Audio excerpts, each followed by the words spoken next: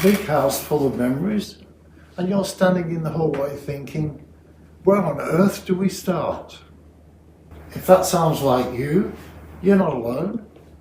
For a lot of couples in their later years, downsizing doesn't mean freeing at first. It feels heavy.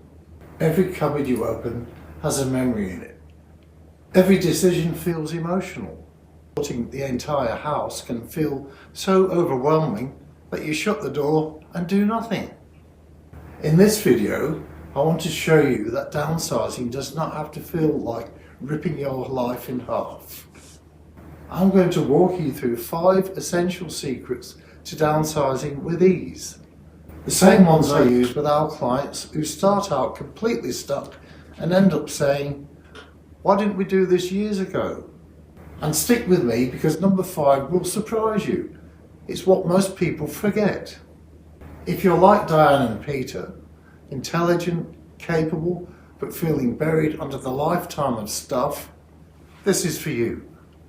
I help homeowners just like you go from it's all too hard to we've got a clear plan and it actually feels manageable. So if you've been putting this off because it feels too big, stay with me. I think you'll feel calmer and more in control by the end of this video. A quick heads up before we dive in. If you're already thinking, I just need someone to tell me where to start, I put together a simple downsizing weekend starter checklist. You can download it. The link is in the description below. It gives you the order I suggest you tackle rooms in and a few prompts to help you make decisions faster. And you can grab that after you've watched this video. Okay, let's go through the 5 secrets. Secret number 1 is this. Start with the life you're moving towards, not the objects you're leaving behind. Before you touch a single box, sit down together and ask, what do we want our next 5 to 10 years to actually look like? How do we want to spend our days? Who do we want to be closer to? Maybe for you, that's walking to the cafe in the morning for a coffee, having grandkids pop in after school, and less garden to worry about. Also, no stairs. No stairs at 2 a.m. when you need to go to the bathroom. Once you're clear on the life, it becomes much easier to say, does this item fit the next chapter? Or is it from a chapter we've already finished? Now, I had a couple I know who kept a massive formal dining table because we always host Christmas. When we looked at their new life, kids with their own homes, grandkids all over the place, they realised they actually preferred going to their daughters or sons for Christmas. Once they saw that, letting go of the table stopped feeling like a loss and more like a relief. Secret number 2, the 4-box method that stops you second guessing. The next secret is all about making decisions faster, staring at an item and thinking, maybe, I don't know, is what exhausts you.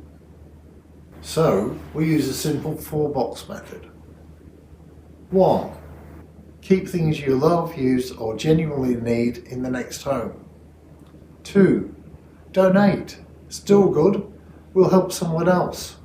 Or go to a charity shop. 3. Sell, only if it's worth your time and energy. And 4. Let go. Broken, worn out, or no longer safe. When you're in a room, everything you touch must go into one of those 4 categories. No, I'll decide later piles. They just turn into mountains. A couple of quick rules that can help. If you haven't used it in 12 months, it goes to donate, sell, or let go. If you own 3 of the same things, you probably only need 1. If it belongs to your adult kids, give them a clear deadline to pick it up from you. You'll be surprised how much lighter the room feels once everything has had a decision, even if it's not all out of the house yet. Secret number 3. Zone by zone, not whole house panic. Don't try to downsize the entire house at once.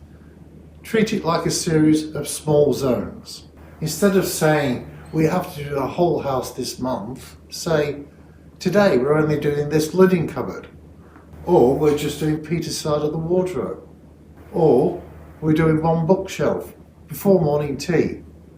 You can even think of it in cups of tea. One zone per cup of tea. When the tea is finished, that zone is done for today.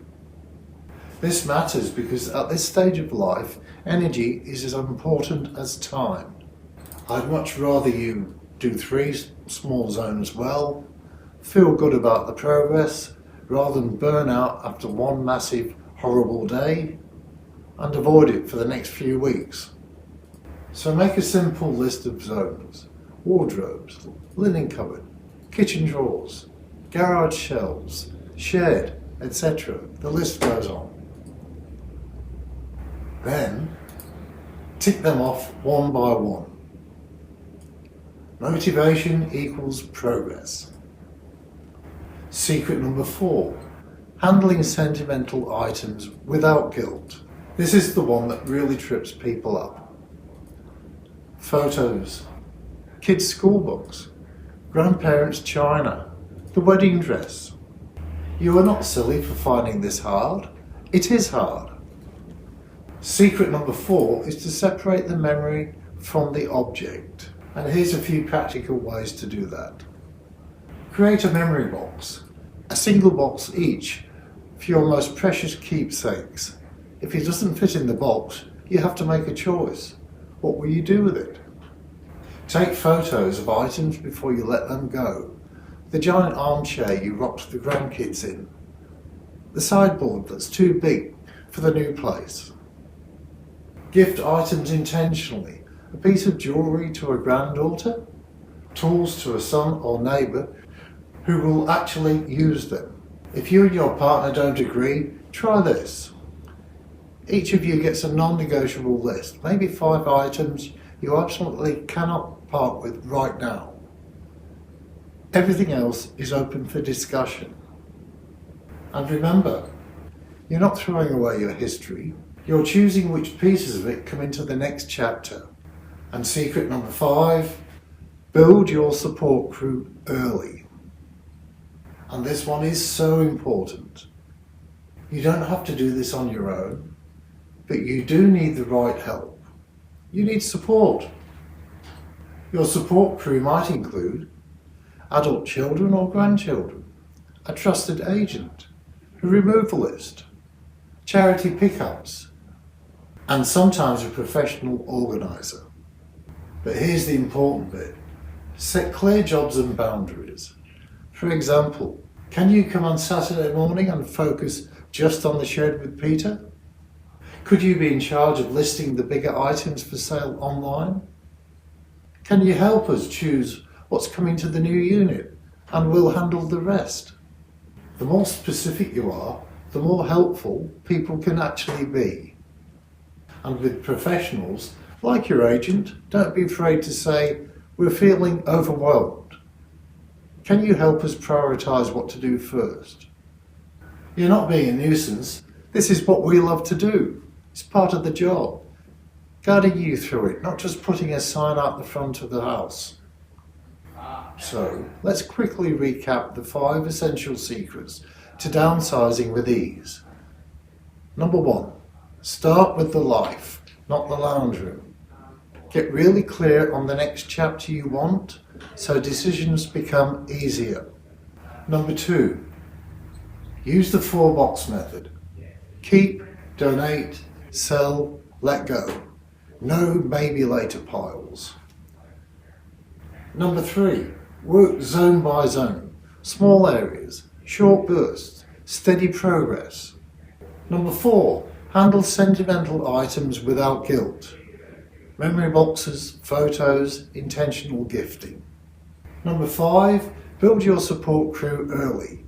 Kids, grandkids, professionals with clear jobs and boundaries.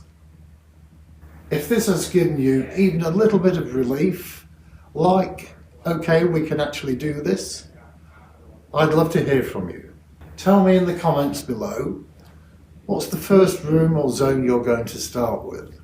That one small decision can be the start of real momentum.